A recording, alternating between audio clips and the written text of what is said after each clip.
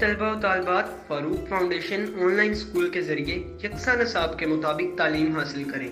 अगर हमारी वीडियोस पसंद आएँ तो चैनल को सब्सक्राइब करें और दोस्तों के साथ शेयर करें और बेल आइकन को लाजमी प्रेस करें ताकि आने वाली नई तालीमी वीडियोस आपको मिल सके।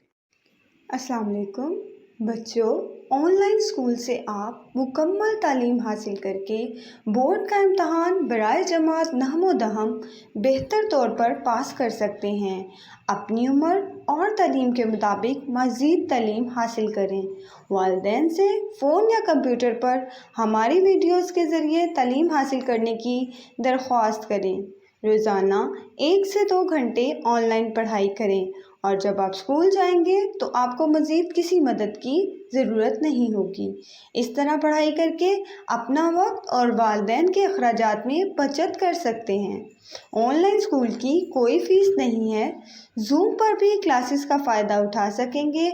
हर क्लास और हर मज़मून की मुकम्मल तालीमी वीडियोस मौजूद हैं। अस्सलाम वालेकुम dear students, so I am teaching you biology. आज हमने जो टॉपिक डिस्कस करना है वो है गैसियस एक्सचेंज इन ह्यूमंस। हमने प्लांट्स के अंदर गैसियस एक्सचेंज को स्टडी किया। Now we will talk about how gaseous exchange in human occur. ठीक है, तो यहाँ पे आप देखें, in humans and other higher animals exchange of gases is carried out by the respiratory system. Respiratory system जो है, जो सांस लेने का हमारा सारा जो सिस्टम होता है, उसके थ्रू जो है गैसियस एक्सचेंज होता है, गैसों का तबादला होता है इंसानों और जानवरों में। We can divide the respiratory system into 2 parts. हम रेस्पिरेटरी सिस्टम को 2 पार्ट्स के अंदर डिवाइड कर सकते हैं, the air passageway and the lungs. एक तो हवा का पैसेज वे होता है और एक लंग्स यानी हमारे फेफड़े। So students, now we will discuss on page number 5 the air passageway 10.2.1। अब यहाँ पे स्टूडेंट्स लिखा हुआ है the air passageway consists of the parts through which the outside air come in the lungs and after the exchange of gases it goes out. Basically air passageway नाम से पता चल रहा है कि एयर पैसेजवे एक हवा का रास्ता है, इस तरह का रास्ता जो ऐसे पार्ट्स पर मुश्तमिल होता है जहाँ से हवा बाहर की अंदर आती है लंग्स में और उसके बाद क्या करती है, बाहर चली जाती है। This passage of air consist of the following parts. वो कहते हैं एयर पैसेज वे जो है डिफरेंट पार्ट्स पर मुश्तमिल होता है। अब हम उसको स्टडी करते हैं, उन हिस्सों को जिस पर पैसेज ऑफ एयर कंसिस्ट करती है, मुश्तमिल होती है। The nose encloses the nasal cavity. Nose जो होता है वो कहाँ पे इनक्लोज होता है, नेज़ल कैविटी में। ठीक है, नेज़ल कैविटी ये जो हमारे नोज़ की कैविटी होती है, that we call the nasal cavity. As you can see in this picture, figure 10.3, the air passageway and the lungs. Here you can see on your left side, आपके left side पे nasal cavity top पे दिखाई हुई है, वो आप देख सकते हैं।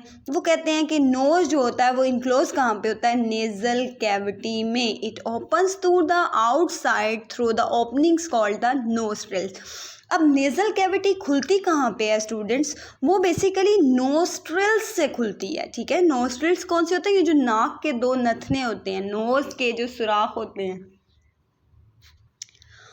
उसके थ्रू जो है नेज़ल कैविटी जो है वो कहते हैं वहाँ पे ओपन होती है और इनक्लोज होती है। नोज इनक्लोज कहाँ करता है, नेज़ल कैविटी में। The nasal cavity is divided into 2 portions by a wall. वो कहते हैं नेज़ल कैविटी बेसिकली स्टूडेंट्स क्या करती है, डिवाइड हुई होती है एक वॉल के ज़रिए 2 पोर्शंस, 2 हिस्सों में। Each portion is lined by fine hairs. Her portion के अंदर बाल होते हैं। ठीक है, एंड म्यूकस, और उसके अंदर म्यूकस होता है। म्यूकस यू कैन से बलगम लाइक, फ्लूइड लाइक मटेरियल होता है जो आपके नोज के अंदर प्रेजेंट होता है। ओके स्टूडेंट्स, तो यहाँ पे लिखा हुआ है कि हर पोर्शन के अंदर बाल, ठीक है, और म्यूकस होता है, that's basically playing a role to filter the dust particle from the air. जो हवा बाहर से आ रही होती है हमारे लंग्स तक जाती है, उसके बाद फिर वापस आती है। बेसिकली इस म्यूकस और हेयर्स का काम क्या होता है, ये हवा को फिल्टर करती है कि उसके अंदर कोई ज़रात तो नहीं है, बुरे वाले गंदे ज़रात तो प्रेजेंट नहीं है। अगर तो नहीं है तो फिर वो उसको पास करने देती है, अदरवाइज उन जो गंदे ज़रात हैं उनको अपने अंदर फिल्टर कर लेती है। Okay, so mucus also moistens and warms the incoming air and keeps its temperature nearly equal to that of the body. As you people know that the optimum temperature मतलब जो बेसिकली टेम्परेचर होता है हमारी body का वो 37 होता है, ठीक है। और होम्योस्टेसिस के तहत वो within a narrow range maintain हो जाता है। As you people know that homeostasis क्या होता है, इंटरनल इन्वायरमेंट की मेंटेनेंस, ठीक है, produced by the fluctuation in external environment, जो कि मुख्तलिफ चेंजेस, टेम्परेचर का चेंज, ठीक है, वाटर कंसनट्रेशन में चेंज, उसकी वजह से जो इंटरनल इन्वायरमेंट में चेंजेस आते हैं, ठीक है, वो होम्योस्टेसिस जो है बेसिकली उसको मेंटेन करता है through a system that is known as the control system, ठीक है। सो स्टूडेंट्स यहाँ पे लिखा हुआ है द म्यूकस ऑल्सो मॉइस्चर, इसका मतलब है म्यूकस जो होता है वो जो फ्लूइड लाइक मटेरियल हमारे नाक में होता है वो क्या कर रहा होता है, नमी पहुंचा रहा होता है और वार्म कर रहा होता है, गर्म कर रहा होता है बाहर से आने वाली हवा को। और बेसिकली इसका एक और फंक्शन होता है कि वो टेम्परेचर को क्या करता है, इक्वल करता है बॉडी टेम्परेचर के। लाइक इट्स 37 तो वो क्या करेगा, 37 को मेंटेन करेगा। अगर 37 नहीं करेगा तो 36 to 38 मेंटेन करेगा with in a narrow range. Okay students, here you can see the figure 10.3, the air passageway and the lungs. So यहाँ पे आप देख सकते हैं नेज़ल कैविटी आपको नज़र आ रही है टॉप पे, उसके बाद नॉस्ट्रल्स हैं, उसके बाद ओरल कैविटी है। नाम से पता चल रहा है ओरल कैविटी जो है वो किस लिए होगी, ओरली जो मतलब माउथ के पास होती है। एपिग्लोटिस है यहाँ पे, और उसके बाद अगर हम बात करें ग्लोटिस है, उसके बाद ट्रेकिया है, उसके बाद लंग्स हैं, उसके बाद ब्रोंक्यूल्स हैं। अगर हम अपनी राइट तरफ की बात करें वहाँ पे एक फेरेंक्स है, उसके बाद ब्रोंकाई हैं, ठीक है। तो students basically we are looking at this picture because this is the picture of air passageway and the lungs. So students एक और बात हम देख लेते हैं, इन सारे पार्ट्स को अभी हम डिस्कस करते हैं नेक्स्ट पेज पे। तो यहाँ पे देखें स्टूडेंट्स, एल्व्यूलर डक्ट यहाँ पे है, उसके अंदर आप देख सकते हैं आर्ट्रियोल हैं, वेनियोल है, कैपिलरीज हैं, एल्व्यूलाई है, ठीक है। तो ये सारी चीज़ें यहाँ पे बनी हुई हैं, ओव्यूलर डक्ट को शो कर रही हैं, ठीक है। ओव्यूलर डक्ट का ये स्ट्रक्चर है और ये ओव्यूलर डक्ट कहाँ पे हैं, लंग्स के अंदर प्रेजेंट है। So now we will move towards the next page. Okay students, so now you can see this page. The nasal cavity opens into the pharynx by means of two small openings called internal nostrils. यहाँ पे वो कह रहे हैं nasal cavity जो होती है वो फेरिंक्स में ओपन होती है और वहाँ पे मज़ीद दो छोटी छोटी ओपनिंग्स होती हैं जिसको हम कहते हैं इंटरनल नोस्ट्रल्स, मतलब अंदर वाले नथने, ठीक है।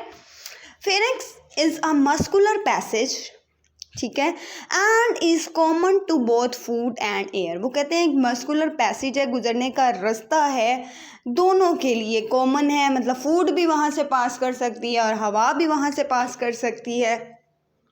It extends to the opening of the oesophagus, ये क्या करती है, एक्सटेंड होती है कहाँ तक, एसोफेगस तक एंड द लेरिंक्स।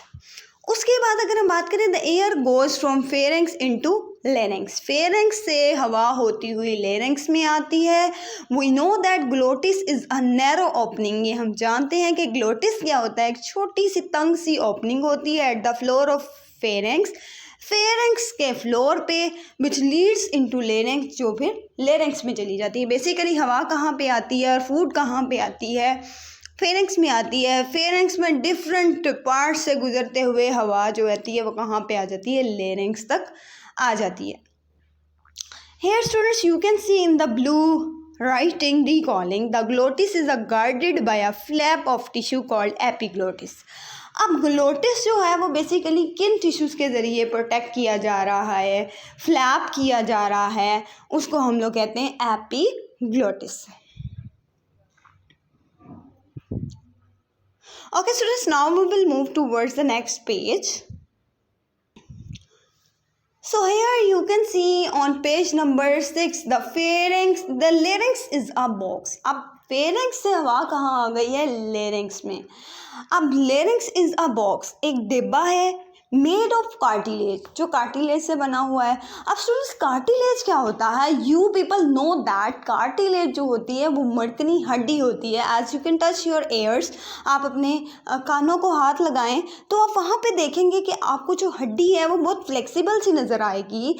और अक्सर आप लोग जब चिकन खाते हैं तो चिकन के अंदर भी आप देखते हैं कि आपको एक मर्कनी सी हड्डी नज़र आती है. That we call the cartilage. ठीक है, तो स्टूडेंट्स यहाँ पे बात हो रही है कि लेरिंक्स किससे बना हुआ है? कार्टिलेज से बना हुआ है. It is present between pharynx and trachea.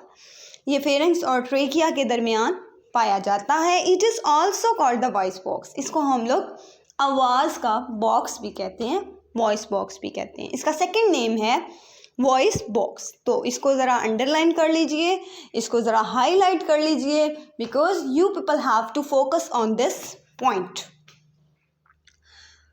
Two pairs of fibrous bands called vocal cords. ठीक है, अब दो पेयर्स हैं फाइब्रस बैंड्स के जिसको हम वोकल कॉर्ड्स कहते हैं. Are stretched across the larynx, जो लेरिंक्स के पास आते हैं. The vocal cords vibrate, vocal cords क्या करना स्टार्ट कर देते हैं? थड़थड़ाने लग जाते हैं. When the air passes through them, जब उनके पास से हवा गुजरती है. This vibration produces sounds. अब ये वाइब्रेशन क्या प्रोड्यूस करती है? साउंड को प्रोड्यूस करती है. ठीक है, अब यहाँ पे आप लोग देखें ज़रा राइट तरफ पे स्टूडेंट्स, वहाँ पे एक ब्लॉक दिया हुआ है जो ब्लू राइटिंग में है. The vibrations in vocal cords and the movement of lips, cheeks, tongue and the jaws produce specific sound which result in speech. वो कहते हैं कि वोकल कॉर्ड के अंदर जो वाइब्रेशंस होती हैं वो बेसिकली किसकी हरकत का बायस बनती हैं? आपके होंठों का हिलना, आपके चिक्स का हिलना, आपकी टंग का हिलना एंड जॉस का मूव करना. वो बेसिकली क्या प्रोड्यूस करवा रहा होता है? स्पेसिफिक साउंड, एक आवाज़ को प्रोड्यूस करवा रहा होता है विच रिजल्ट इन स्पीच, जिसकी वजह से हम बात कर पाते हैं. Okay students, so next is speech is an ability that only humans are gifted with, and this is one of the characteristics which has put human beings superior to all. अब students आप लोगों को पता है कि सब जो मतलब कि जानवर हैं उनकी अपनी अपनी ज़ुबानें हैं, लेकिन वो एक ही ज़ुबान बोल पाते हैं. लेकिन human beings can speak each and every word. ठीक है, वो हर वर्ड को बोल सकते हैं. इसी वजह से human beings are different from all other organisms. ठीक है, वो सुपीरियर होते हैं और बाकी सारी चीज़ें इन्फीरियर हो जाती हैं बिकॉज ऑफ दिस क्वालिटी. ठीक है students. Okay students, so next line पे आप लोग देखें, नेक्स्ट पैराग्राफ में larynx continues to trachea. Larynx जो है वो ट्रेकिया तक चलती जाती है, which is also called the windpipe, जिसको हम लोग ट्रेकिया को विंड पाइप भी कहते हैं. जैसा कि मैंने आपको ऊपर बताया, लेरिंक्स का दूसरा नाम है वॉइस बॉक्स. सो ट्रेकिया का दूसरा नाम है विंड पाइप. मतलब नाम से पता चल रहा है हवा का एक pipe. It is about 12 centimeter long tube which lies in front of esophagus. वो कहते हैं ये 12 सेंटीमीटर लंबी जो है ना लॉन्ग ट्यूब है जो एसोफेगस के फ्रंट पे पाई जाती है. तो स्टूडेंट्स एमसीक्यू के हवाले से आपको ये पूछा जा सकता है कि जो ट्रेकिया है, विंड पाइप है, वो कितने सेंटीमीटर लॉन्ग है. There are C-shaped cartilaginous rings in the wall of trachea. वो कहते हैं वहाँ पे C-shaped cartilage के बने हुए रिंग्स भी होते हैं ट्रेकिया की वॉल के अंदर. The cartilage keep the trachea from collapsing even when there is no air in it. अब बेसिकली कार्टिलेज क्या रोल प्ले कर रही है? वो ट्रेकिया को कोलैप्स करने से बचाती है, मतलब वो आपस में मिलने नहीं देती. when there is no air in it, जबकि वहाँ पे कोई हवा नहीं भी होती तो भी, मतलब उसे खुला रखती है. Students, as you know that have you ever seen the macaronis के अंदर आप देखते हैं कि आपको एक सुराख सा नज़र आता है अगर आप लोगों ने मैक्रोनी खाई हुई है, या फिर अगर हम किसी पाइप की बात कर लेते हैं, एक ऐसे स्ट्रॉ की बात कर लेते हैं जिसके थ्रू आप लोग बोतल पीते हैं, पेप्सी, कोक, 7 अप, मरिंडा, मतलब आप लोग एक एग्जांपल दे रही हूँ, तो उसके अंदर आप देखते हैं होलो सा एक स्ट्रक्चर होता है, लाइक लंबा सा पाइप होता है, लेकिन वो कभी कोलैप्स नहीं करता, आपस में मिलता नहीं है। Same is in the case of this. यहाँ पे भी सी शेप कार्टिलेजनस रिंग होता है जो बेसिकली क्या कर रहा होता है, ट्रेकिया को कोलैप्स नहीं करने देता। ठीक है, अगर वहाँ से हवा नहीं भी गुजरती तो it's okay. Okay, so now we are moving towards the third paragraph on entering the chest cavity. जब चेस्ट कैविटी के अंदर हम लोग एंटर होते हैं, the trachea divides into 2 smaller tubes.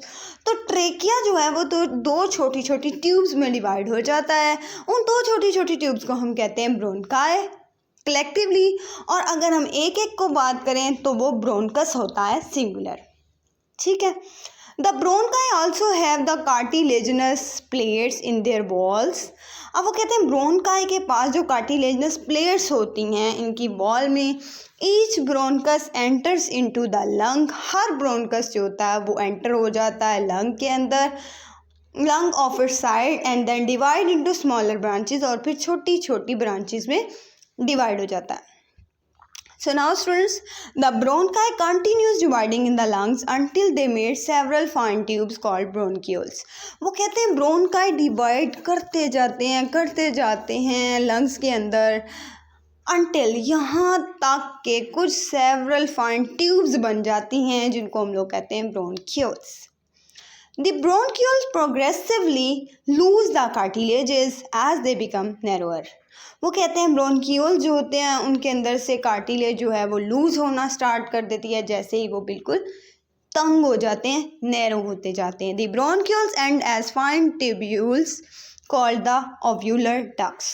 अब ब्रोंकियोल्स कहाँ पे डिवाइड होना बंद कर देते हैं, जब वो क्या बना देते हैं, ओव्यूलर डक्ट्स बना देते हैं, मतलब फाइन ट्यूब्यूल्स में आके रुक जाते हैं।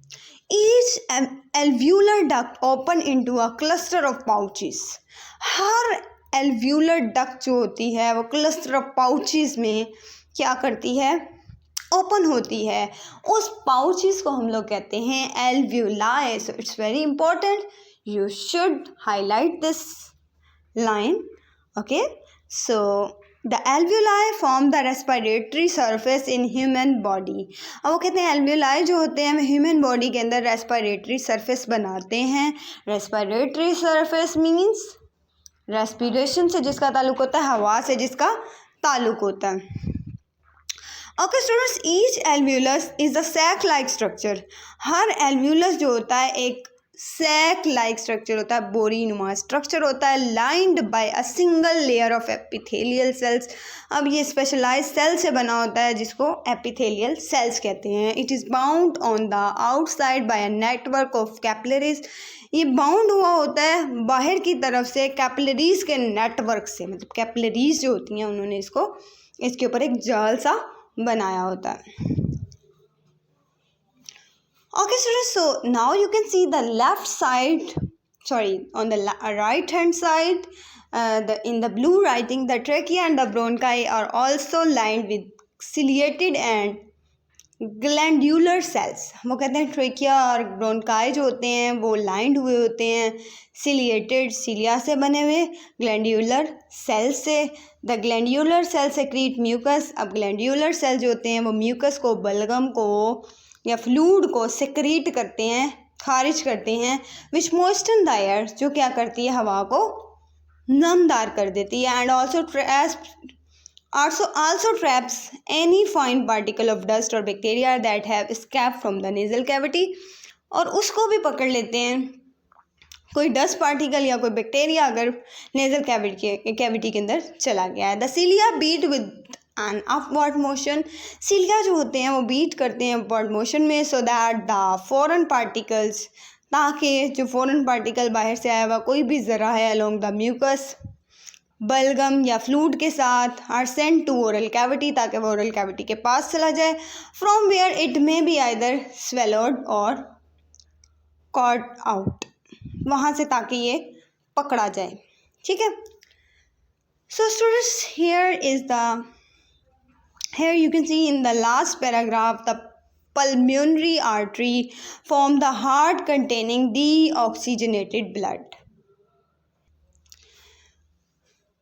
enters the lungs and branches into arterioles and then into capillaries which surrounds the alveoli। यहाँ पे वो कह रहे हैं the pulmonary artery from the heart containing deoxygenated blood।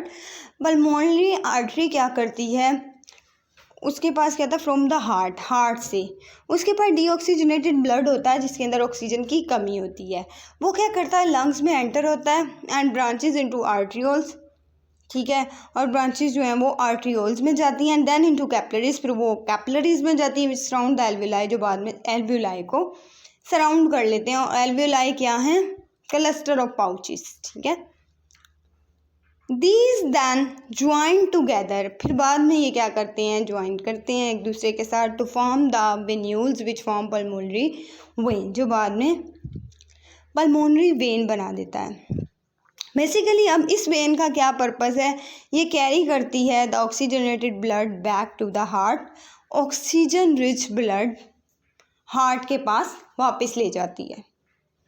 ठीक है स्टूडेंट्स, तो ये बहुत इम्पोर्टेंट आपका टॉपिक था। ठीक है। So here we can talk about the lungs. 10.2.2 all alveoli on one side constitute a lung. वो कहते हैं हर एल्वियोलाई की एक साइड पे क्या होता है, लंग होता है, यानी फेफड़ा होता है। There is a pair of lungs in the thoracic cavity. Thoracic cavity के अंदर एक पेयर ऑफ लंग्स होता है, मतलब 2 लंग्स प्रेजेंट होते हैं। The chest wall is made up of 12 pair of ribs.